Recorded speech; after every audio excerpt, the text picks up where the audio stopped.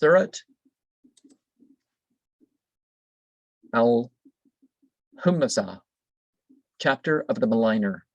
In the name of Allah, the Merciful, the Compassionate, woe to every maligner, scoffer, who gathers wealth and counts it over, thinking that his wealth will perpetuate him. Nay, but he shall be cast into al-Hutama. What has let thee know what is al-Hutama? The fire of Allah set alight, which mounts over the hearts.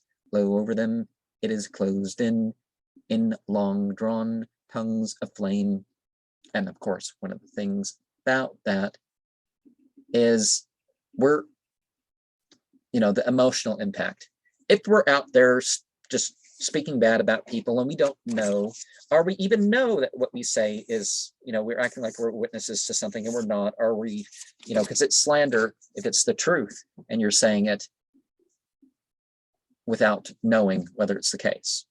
And otherwise it's just backbiting. And what's the value of this? If we're actually addressing evil and talking through the issues and that sort of thing, that's one thing. If we're testifying in court, that's one thing. But just this, just like we find elsewhere, none of this evil for entertainment, as it's called. We can be honest.